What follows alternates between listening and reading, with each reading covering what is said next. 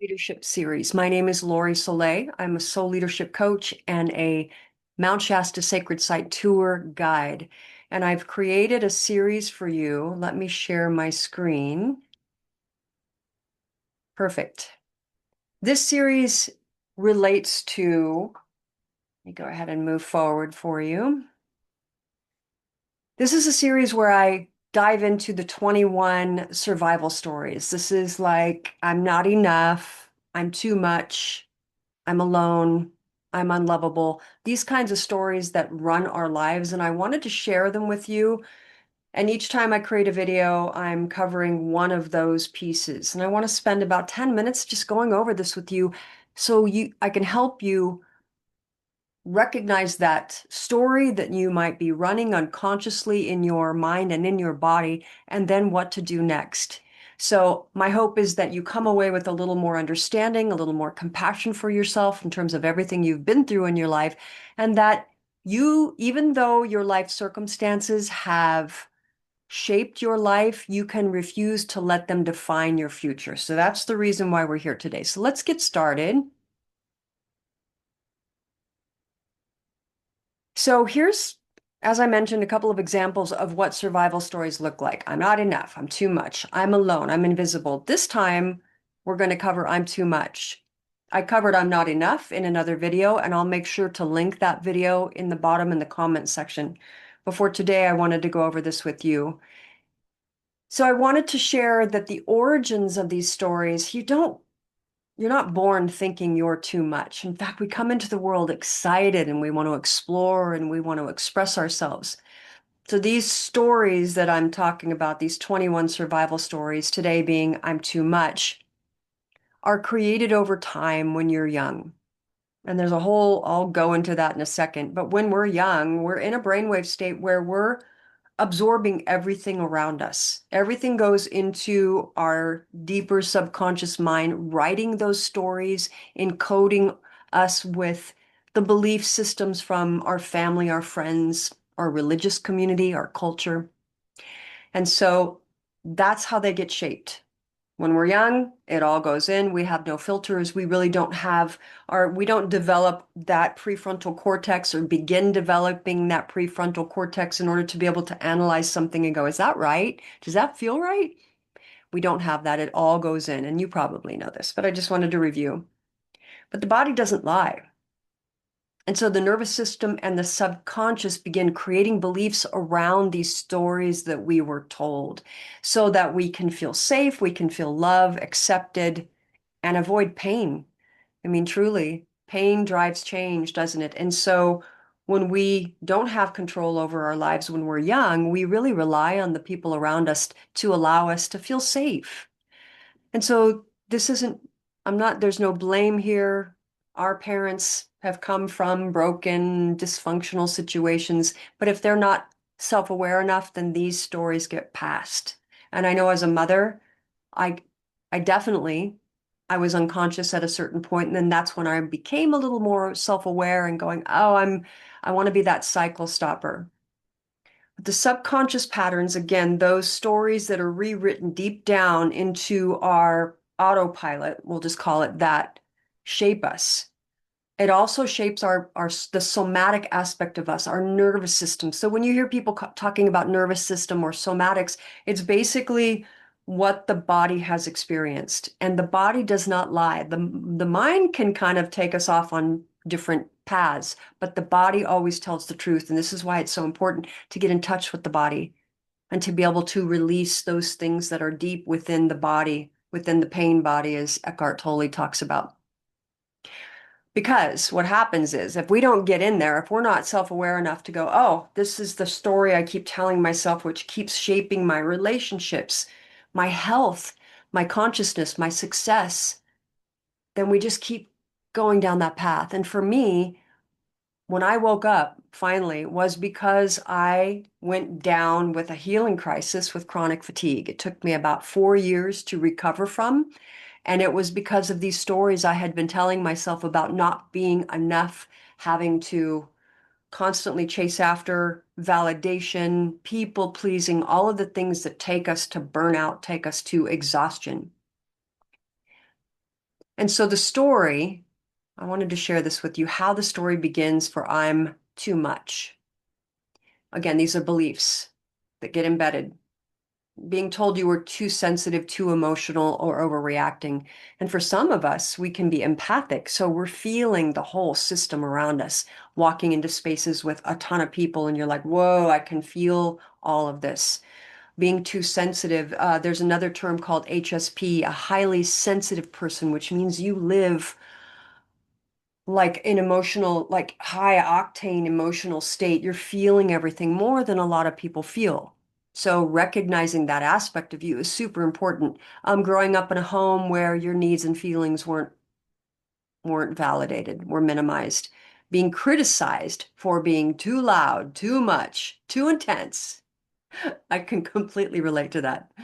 Being shamed for expressing your anger, your sadness, your joy, your enthusiasm, feeling like your gifts, dreams, intelligence, or success made others uncomfortable. Isn't that interesting, right? So there's going to be an aspect of jealousy. So again, we're being shaped by these things. And when we want to feel safe, when we want to fill in, then that's when we want to feel part of the community, when we want to feel accepted, then we're going to start to stuff that stuff down.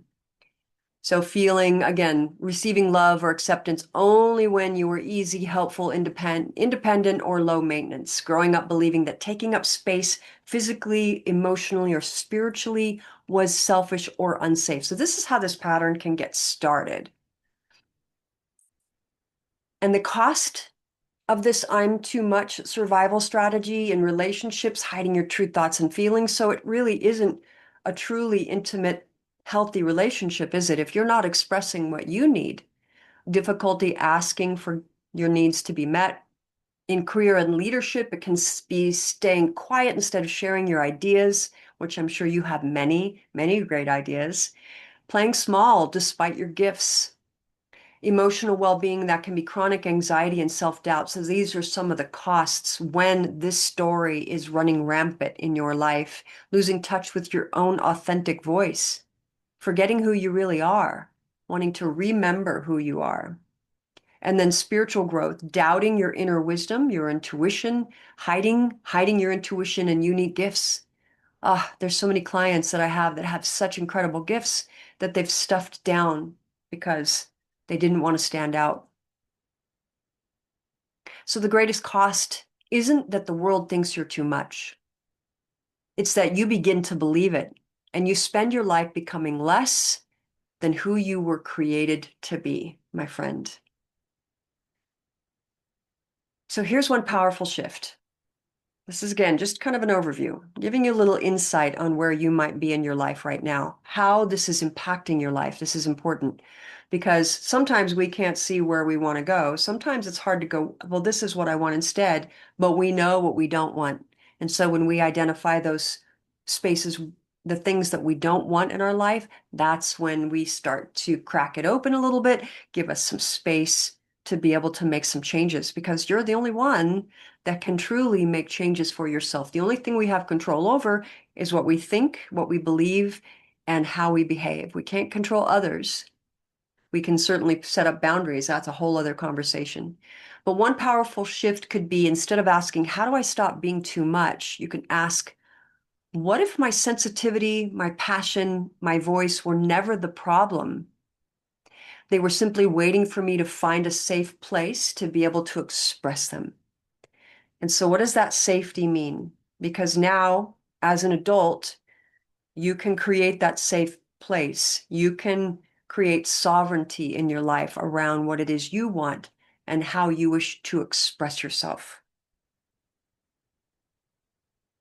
And so the new shift and a new skill can be, first, recognizing the survival story. I'm too much. Just awareness makes huge changes. Awareness is the precursor to change. I always love saying that and sharing that.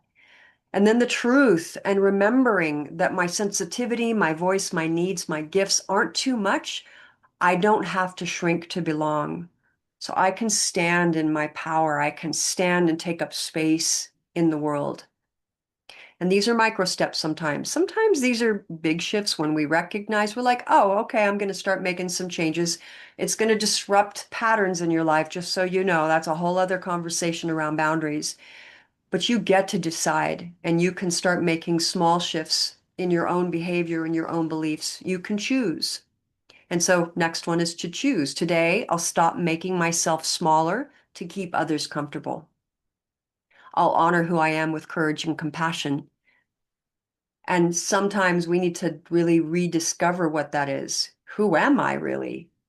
What do I what do I think? What are my values? How do I want to express in the world? Sometimes we've stuffed it down so much that it takes a little bit of excavation to go, wow, okay, this is who I really am. These are the things that I truly believe in, and this is how I want to behave because of that. So that's a whole other aspect, but choices first, and then soul-led questions. A soul-led question can be, well, what are you today if I trusted that I wasn't too much? So what would you do today if you trusted that you weren't too much? How would your life change? How would you be different later on today, tomorrow, next week? Just that little shift can make a huge difference. 1% course correction takes you to a completely different place. And then soul-led actions. So these are the behaviors. You'll express your thoughts instead of holding them back. You'll ask for what you need without apologizing. That's huge. You'll allow yourself to be seen instead of staying invisible, and whatever that means for you.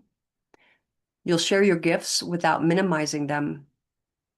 And you'll let your joy, enthusiasm, and sensitivity be fully expressed. Now, these are all very general terms, so they're going to be different for different people. You get to decide. You get to decide how much you wish to share. I'm a super private person in a lot of ways, so social media and other things, I'm not quite as keen to be on there, but you might decide that that's one of the ways that you want to be seen, and that's awesome. That would be wonderful. And you, again, you get to decide. No, why is it doing that? Okay, computer. So here's a 1 minute mini practice that can help. Today, notice every time you're thinking I'm too much. I should stay quiet. I don't want to be a burden. I hope I'm not overwhelming them. Maybe I should keep this to myself. My spirituality piece I've been bringing that forward more and more because for a long time, I love quantum mechanics, quantum physics, metaphysics, ancient spirituality. So I've studied this for decades and I practice it myself. And yet, there are parts of my community and even within my family where they just kind of, I'll start to say something and you can just see their eyes roll back in their head and they kind of glitch a little bit, like they just don't get it. And that's okay, because we find our own community where we can feel this sense of camaraderie around the things that we love and that we believe in. So just notice, okay? And then when you notice it, simply pause. Take a slow, deep breath in down to your belly. You can even put your hand on your heart and your hand on your belly and just breathe, because what you're doing is you're coming back and you're reminding your body that it's safe, that it's safe. You've caught that old belief starting to spin, starting to activate the body. And that pattern interrupt is really wonderful. It's a really big deal when you can do that. So you're putting your hand on your heart, your hand on your belly, and you're taking some breaths. And just reminding that your body that you're safe. You're reminding that younger part of you that you're safe. And then ask yourself, is this my wisdom speaking or my survival story? So just recognizing the pattern. And it might be your own wisdom, that's okay, but you're noticing that trigger in the body. And this is where interoception comes in. Interoception means that you're tuned into the sensations within the body. You're tuned into when your gut tightens up or when you feel like a heaviness or a constriction versus an expansion. And they're both helpful, constriction and expansion, but just recognizing, being in the moment, being with the body, because again, the body doesn't lie. The body lives in real time, but our mind can be out wandering and we are sort of dissociated, disembodied. But when we come back to the body, we're in real time and we're reflecting on the moment, in the moment. It's very powerful to be able to live in the moment because that's where you have the power to create in the moment, in the present moment. And so you're going to ask, is this my wisdom or is this my survival story? If it's your survival story, you can ask one more question. What would the real me choose in this moment? Maybe it's speaking up, maybe it's letting yourself be seen. Maybe it's choosing a timing. I can see where I can speak up about that. But if the moment's charged, maybe you wait, you pause. This is emotional intelligence, and then you come back and have the conversation at a different time. And then you're going to notice this without forcing or judging, because every moment of awareness that creates a new possibility. Every moment that you're like, I noticed that. That's the opportunity to make a change. Awareness is the first step to freedom. It's where the transformation begins. So I really hope that this gave you a little moment for pause where you can reflect on your own life, within your own life, and go, I do recognize this pattern. And you are the creator of your reality, my friend. You get to choose what you want. You get to define how you live your life. So if this felt good, I'd love to hear from you. Put a little comment down below. All my information is down below if you'd like to reach out. And I want to also offer you additional support. So if this feels like this story and maybe others are running your life and you're ready to make a change, you're ready to define your life, to redefine, not allowing those circumstances from the past to define your future, I would be happy to support you. We can start with a conversation, no pressure. I'd just like to get to know you and where you're at. And I can share a little bit about my journey and what I went through and why I'm doing what I'm doing now. Because going through a healing crisis as a mother, as an entrepreneur, um, a child that grew up in an alcoholic family, I get it. I really get it. And because I had to move through my healing crisis and transform my life, I became super passionate about helping others. And I specialize in helping women who are in major life transitions, help them define, intentionally create their life that feels like their own, coming back to who they are, who they once were, maybe before the pressures of life and the pressures of motherhood and pressures of society really tamped them down. And so if you're curious, again, you can schedule a discovery call with me. No pressure, just getting to know you and the struggles and the challenges you might be facing right now. And I'm happy to give you some guidance on where to move forward. You can find that link in the comments below and schedule a 30-minute discovery call with me. I'm so grateful to be here, and I'd love any comments that you'd like to share around where you're at in your life right now. Thank you for being here. And subscribe to my channel because I'm going to be doing this series. And remember, I'm going to put the link to the previous video that I did, this teaching session where I was covering I'm not enough. All right. So have a great day, and I'll see you soon.